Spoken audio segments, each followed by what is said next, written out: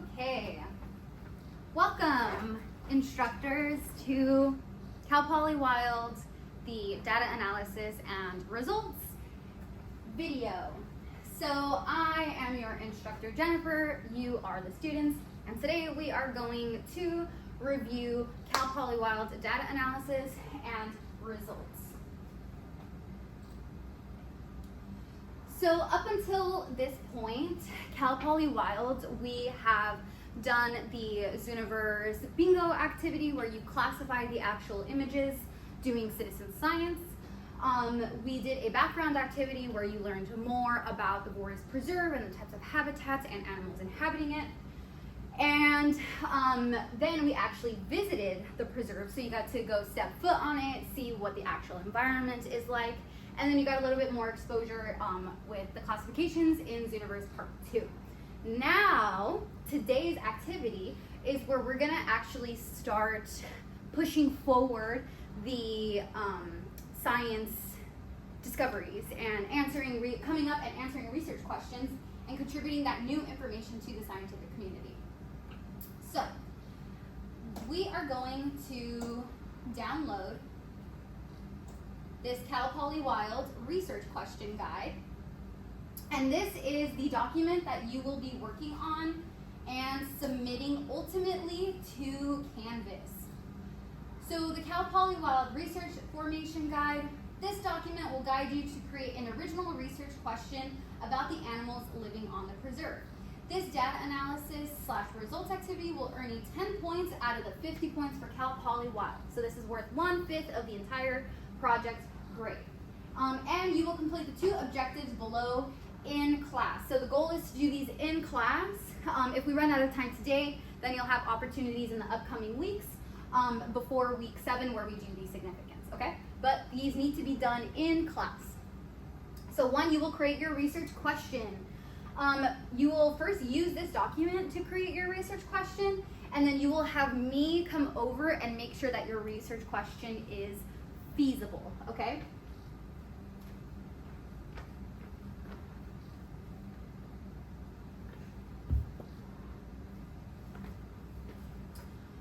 So, then after the research question, after you have your research question, then we'll move into the data analysis portion, where we will work off of an Excel data set and actually analyze the data. So, both of these you need to get checked off by your instructor. And so first, as a class, we are going to create our original research question. So every single person in this classroom will create an original research question. Once everybody in the room has an established research question, we will move together to answer or to do some data analysis, okay? So in this document, there are 3 items for your use. 1 is a research dichotomy tree. This is going to help you compose the original research question. Next, you have a table giving you some characteristics of the animals on the preserve, and that is to get you an idea of the different types of animals that you can ask. And the last, and arguably most important part of this document is the research question form. So you want to fill out this form and upload to Canvas. That form is what you're going to actually get credit for the project. Here are some research example questions. So we can ask questions like, what are the different species of animals currently living on the preserve? What animal species were cited in 2022? This is more of a descriptive type of research question, so we're just curious about the general demographics or populations of species that are living on the preserve.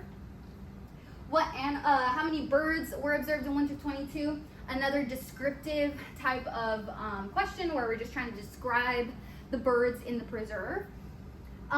We have, what time of day are eastern fox squirrels most active? So is there a time of day where squirrels prefer to be active, and is that following the trends that we see out in nature? And then we have comparative questions where you can compare 2 types of animals, or you can compare different independent variables. In this case, is there any difference in activity between California quail and California scrub jay? So we're going to look at both of these animals, and then you can look at either the temperature differences, the time differences, things like that. So these are just some example questions to get your brain sort of going. So to formulate your question, you will utilize this research question dichotomy tree. And so this is basically a choose your own adventure for research questions. So if you want to focus on one or more species, you get to pick one or more than one, and then choose your adventure. So if you do one species, then your study will be descriptive. Descriptive studies aim to describe patterns of specific species. Remember, we don't have any information on the preserve at this moment. So descriptive is really juicy to us right now because we're just trying to describe the patterns that are happening in the preserve, describe the type of animals that are living there. So don't get too discouraged about the one species only, okay? If you're doing more than one species, then you will be doing a comparative studies comparing more than one species. And then it'll have you select the animal and then the variable you want to do and then begin forming your question.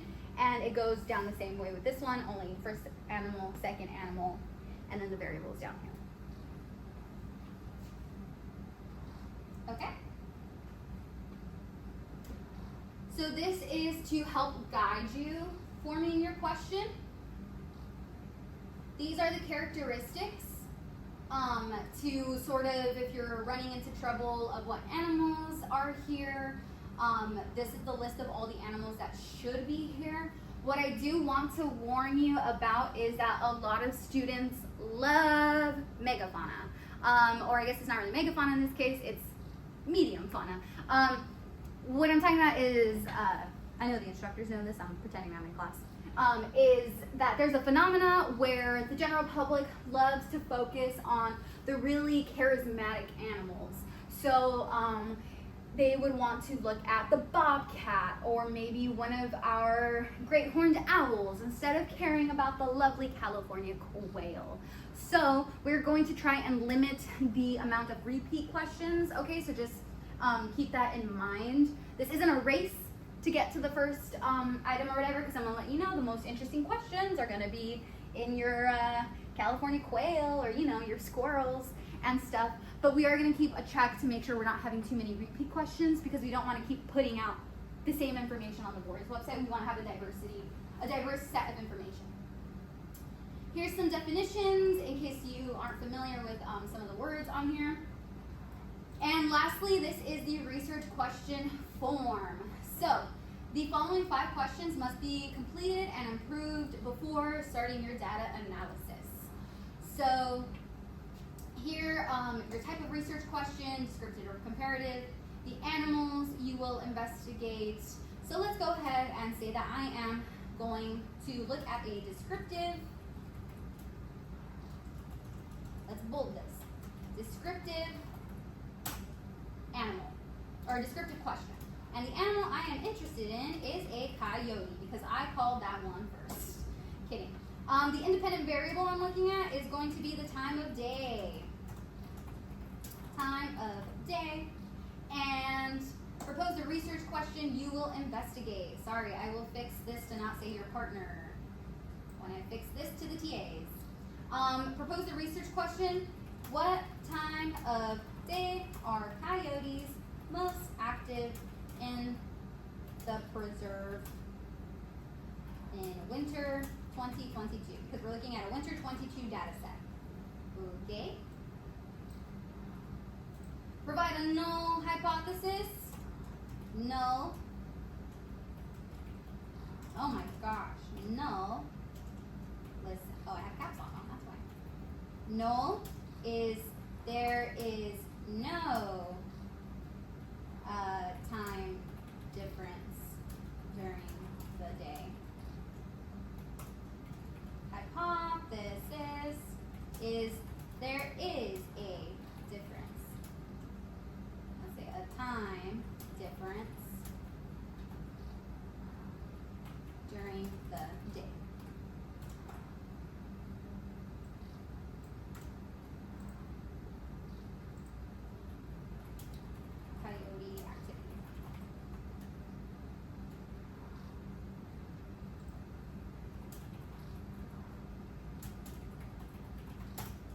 Okay. And so that would be my research question after using the guide up here. And so I'm like, okay, Jennifer, Miss Flores, Professor Flores, whatever you have your students call you, I am ready to have my answer get checked. So I'm going to trot on over to my student and be like, hello, student of mine. Looks like you're going to be doing a descriptive question. Coyote, looking at the time of day. What time of day are coyotes most active in the preserve in winter 2022? That sounds like a pretty solid research question to me. Null and hypothesis is okay, so we are good to go on our data analysis. I recommend waiting until the entire class is finished with their research question, so you're moving in groups or all together, and no one gets left behind. So this concludes the first part of the activity, the first objective, which is having students compose their original research question. And we want to check for no repeats in the class, that we're not having too many similar questions, asking basically the same thing, things like that. But you do have your, I'm talking to the instructors now, that you do have your own, use your teaching style to get to this point how you need. Okay, this is how I would do it in class, but if you see a more effective way to do it with your students, by all means, use your instructor liberties. Thank you.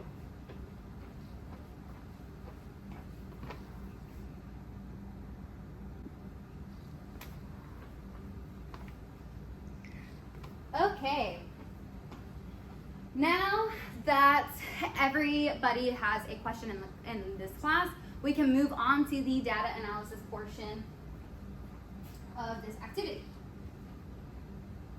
So we're going to minimize this for right now.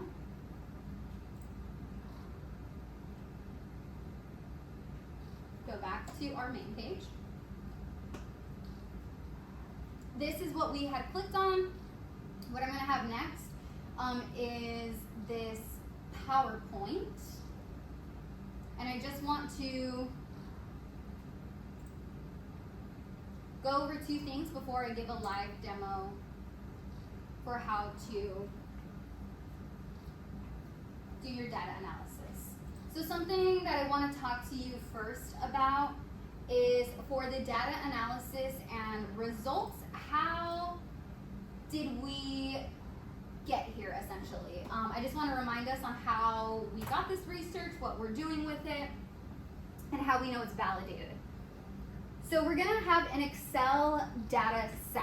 Data sets in science usually come in this type of format where it's downloadable into this giant Excel sheet that just has a bunch of data points. So how we got that Excel data sheet is from the images that we classified on Zooniverse. So remember, citizen science is the general public working with scientists. And so you, the general public, classified images for the scientists on Zooniverse. And then the scientists were able to go and download that Excel file and essentially clean it up for you. Now, this is real science. We're going to be contributing this to the scientific community. It will get published. This will go on the Lori's website. So how do we know that our classifications are accurate and that our data analysis is going to be accurate? Well, Zooniverse has a validation system in place that we utilized. So each image is classified by 5 different students. Not even just you. It's 5 different accounts are classifying one image before that image can be considered retired, okay? And once we have that 5 count for each image, the entire data set is considered retired, and then we can download it into that Excel file. Spoiler alert, you guys do such a phenomenal job with Zooniverse that some of these images were actually classified like over 20 times. So we are working with like a super validated data set. So what you are doing is real, it's important, and it's going to have real impacts on the future. So just want to orient you on that. The other thing is that because we're going to be doing some data analysis, we're ultimately going to have a results graph at the end of this with a caption. And so the whole purpose in a results section of a project is we want to basically only show the numbers. We have a question, and the result section of a project is only giving you the numbers and the trends, and that is it. It's not until we get into the significance portion of a research project that we start tying reasons together, that we start attributing reasons why we're seeing this phenomena, okay? And we start hypothesizing why this could be and what this could mean for the future, okay? So that is the next activity.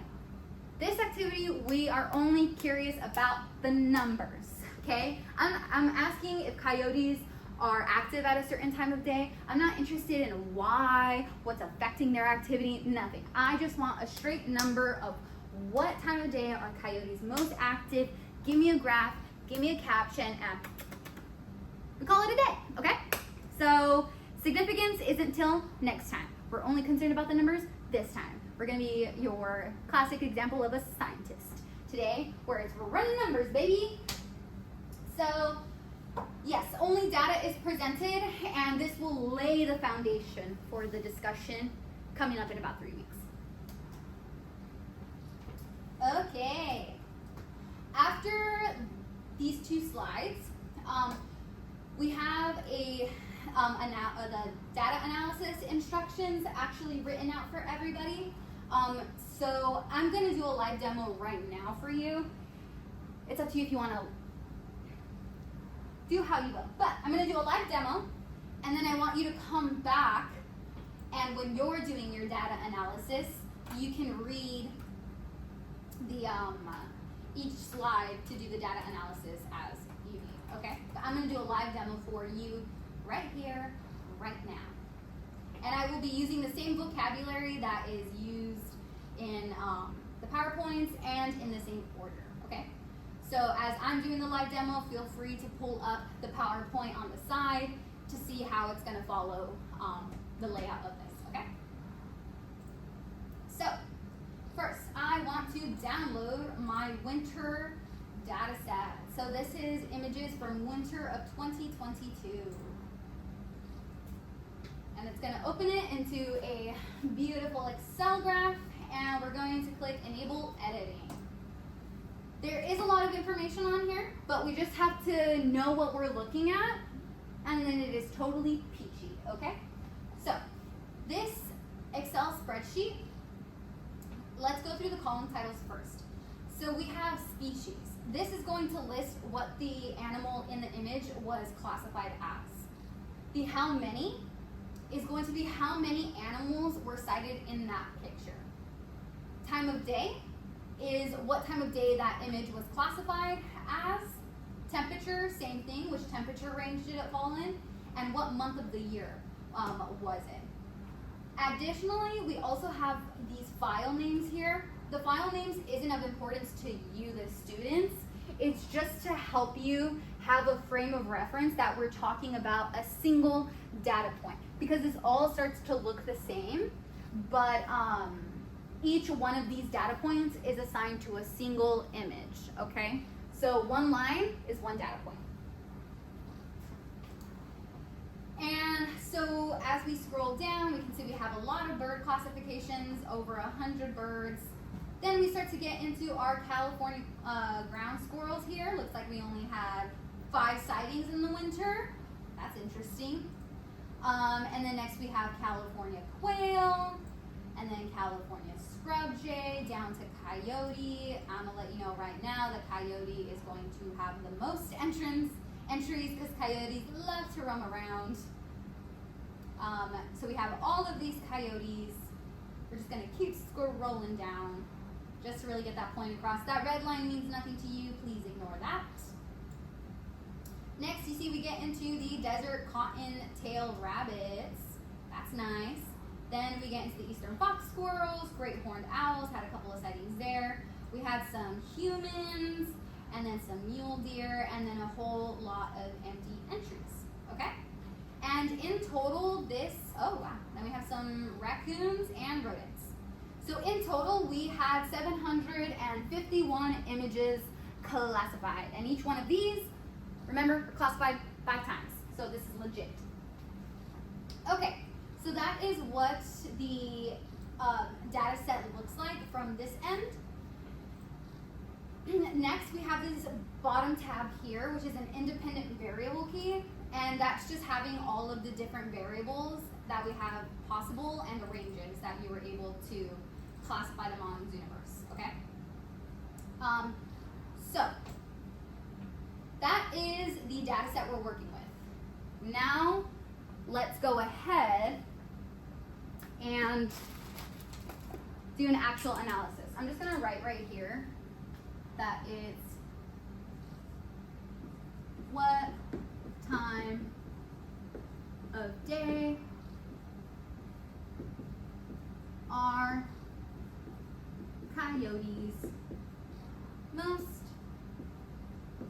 active? Question mark.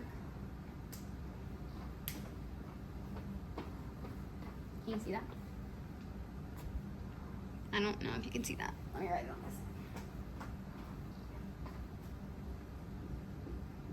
What time of day are coyotes most active? Okay, just remember what we're talking about. Okie dokie. So, we are only interested in coyotes. So what we're going to do first, before we even start manipulating any of the data, is we're going to click this top right corner here, and we will right click, and we will go ahead and click, oh actually we don't even need to do all that. Just go down here to the CPW winter data set, right click there, and we will do move or copy. Create a copy. Perfect. Why do we want to create a copy? Because we never want to manipulate our data set. That could get us into trouble later on. So you want to work with a copy. So in case anything happens, you still have your original data set. So first, because we're working with coyotes, I'm going to make my life easier, and I am just going to go ahead and find the coyotes, and I'm going to highlight all of those, just so I can like distinguish what I'm working with here. So now all of my coyote data points are highlighted. Next, what I'm going to do is delete everything else that is not a coyote, because I want to make my life easier. And how you want to do this is by clicking on the number, and then when you right click, you want to click the actual delete button so it shifts everything up. So what I mean by that is we'll click here and scroll all the way up. Like that. And then so I'm going to right click on this number, the number 2, right click on that and click delete. And then that will shift your entire data set up. Okay, so then it's nicely labeled here. And what we're doing is cleaning up our data. And this is what a lot of scientists do, just so you're minimizing what you are looking at. And then so anything else that's not a coyote below it, I'm going to go ahead and select that, right click on the green button and click delete. Okay? So now the only thing that I should have on my data set is coyote data points. Okay? So I have coyotes.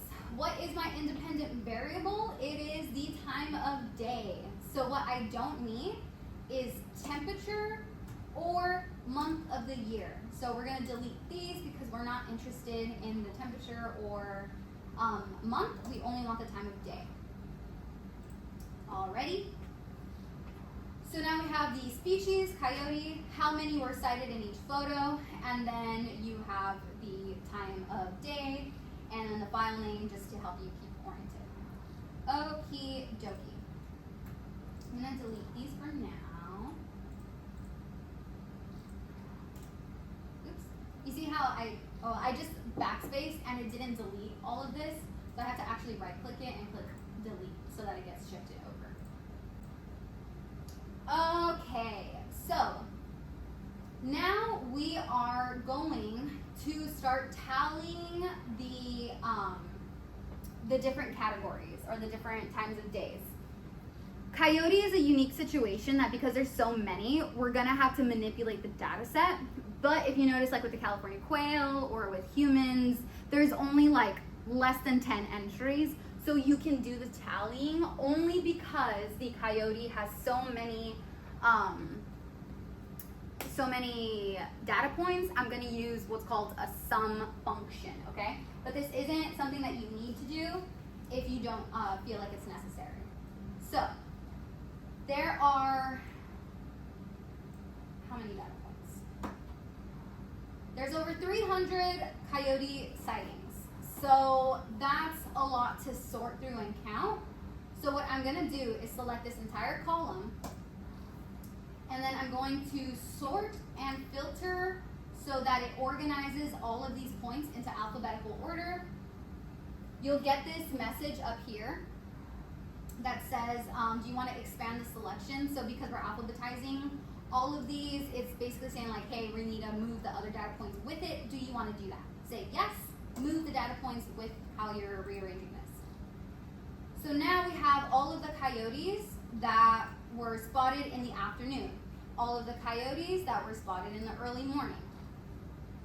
And so now what we want to do is go into the independent variable key and make our life a little easier and get the categories from the time.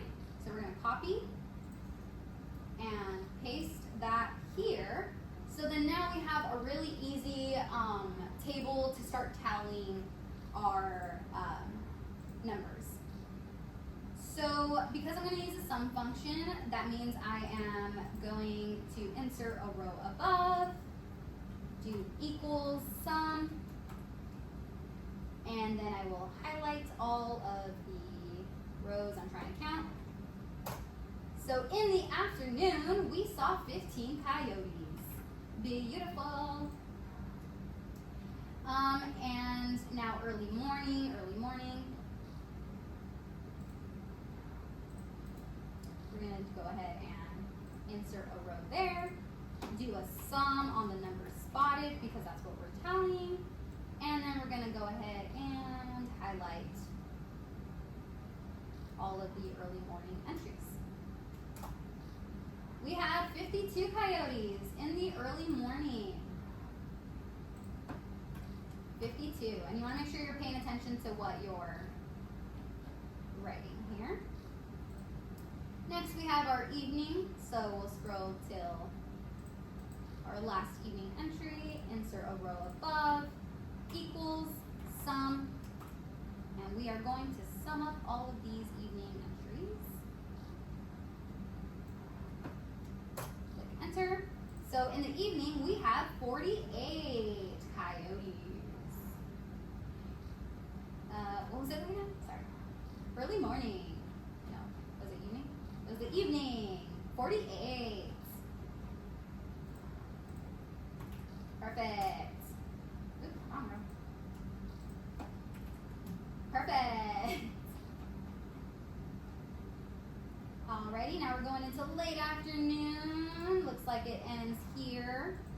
So let's insert a row above, equals, sum, and then we're going to sum up all of the late afternoons. Not too many here. That might be interesting. 27 coyotes in the late afternoon. 27 coyotes. Oh, that was the wrong entry. Late afternoon, 27. Late morning. Not too many. Let's go ahead and insert a row above, equals, sum. Let's sum these up.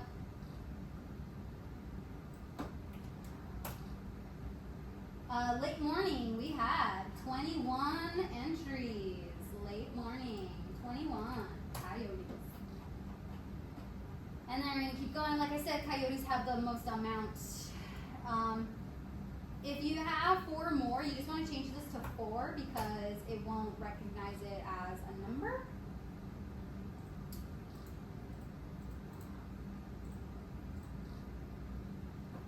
So equals sum of 52 in the middle of the night. In the middle of the night. In my dreams. And then in the morning, let's see what we got. Insert a row above.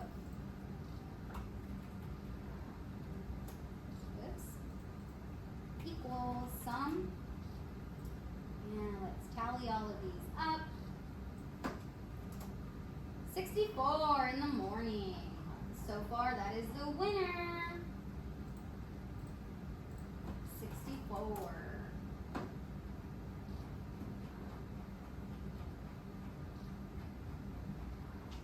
Next we have night, and it looks like we can just sum this straight up.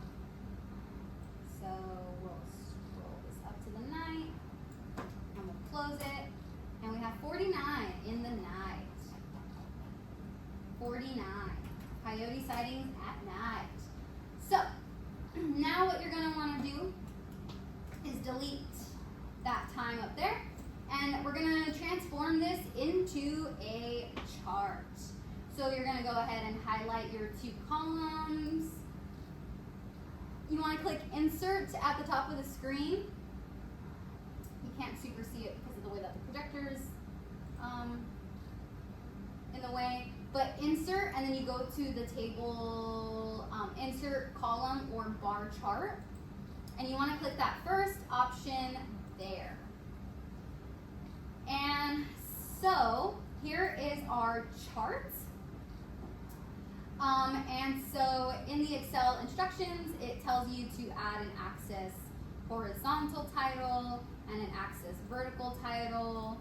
So this is going to be the time of day. And then this is going to be the number of sightings.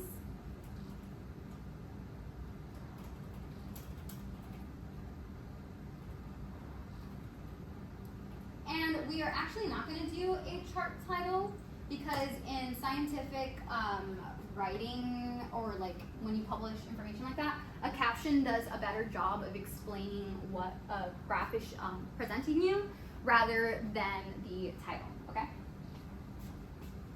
So we will go ahead and copy and paste this here. This is our new graph. So we will get this approved by our instructor. So we want to call over our instructor. Hello.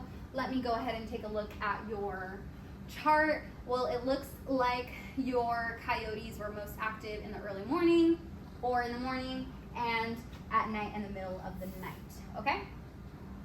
So that is the chart. The math is looking good. And now we want to add the caption. And the caption is actually in the PowerPoint instructions as well. So I'll just write my caption here so we know what it would have been.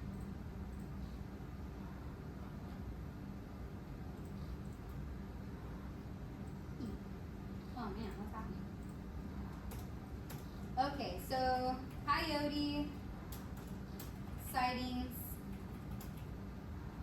via camera traps in the Voorhees Preserve, winter 2022. Winter sightings based on time of day via camera traps in the Voorhees Preserve 2022, and we want to add a figure 1 to that. So then we would have our instructor come over and approve it, and if your instructor says that this is all good to go, then you will submit this form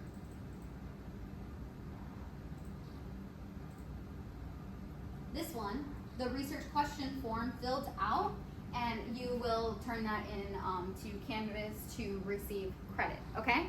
And so in about 3 weeks, we'll go into the significance of this. Us instructors, we know that coyotes are crepuscular. You can tell them to start getting their brains thinking about it, but for this activity, we're not trying to get significance. We're mostly interested in just the results. But as scientists, we know that coyotes are crepuscular, and so this is following the trend.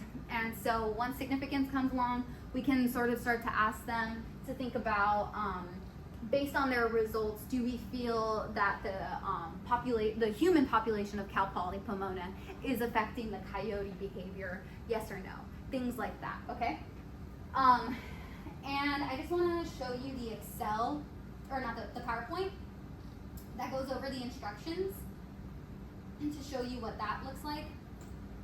So first, notice the column titles, the file names, all that stuff, and how it's organized. Next, we are going to clean the data, so never tamper with original data, clean it, highlight everything. And then it says, next, erase the variables you don't need, et cetera, et cetera. This is a different example, so it's looking at temperature.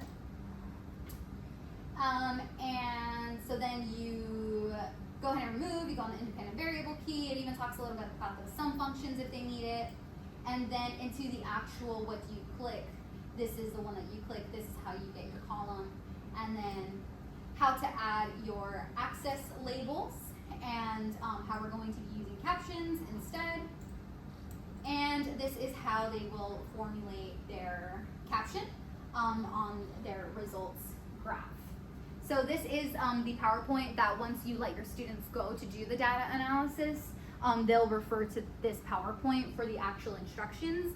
I just recommend giving the live demo so they see how it's supposed to be done in one go, and they can see the finalized product. Okay? But that is it. Thank you for contributing to the scientific community. I hope you had a blast. And it took me about 45 minutes to explain this to the instruction video, so bear that in mind. We do allow about 2 hours for this activity. So it theoretically should be enough time to get both parts done. If you find yourself running out of time, the main thing that we're focusing on is that this is an in-class activity, so students can finish this in the upcoming weeks before the significance activity, which is the first week of November. But we want to make sure that they're completing it in class and that they get the checks in class. The only thing that is not happening in class is the actual uploading of the file to Canvas. Everything else needs to be in class and get checked by each instructor, because this is going to be published. It's going to be real research, so we want to make sure that we're being accurate and we're utilizing the checks that we have in place. So with that, please use your instructor liberties. If you feel like your students come up with a question and they are confident in Excel, and maybe there's some of your stronger students and you feel comfortable doing that with them, by all means, please do. This is not to restrict you in any way. If you see that the question can be answered via the Excel data sheet, we welcome you to it. Please provide feedback to me on what kind of questions you had and your experiences, what issues you came up with, things like that, because this is the most hands-on lab for Cal Poly Wild. It's really important that we get your instructor feedback, because you all play a critical role, especially here. This is where we are finding new information about the scientific community and the Voorhees Preserve. So it means a lot to us. Thank you so much for your help, and I look forward to seeing what all your students come up with. Go squirrels!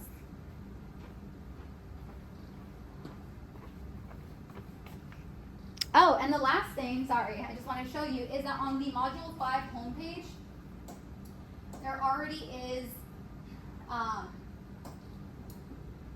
what's it called? An assignment for it. So if you scroll down to number 5, here we are. You have the CPW data analysis and results assignment. It's already allotted the 10 points, a file upload, and to receive credit, please upload your research guide document containing your questions and results graph with a caption. So hopefully to make that a little bit easier on you all. Okay?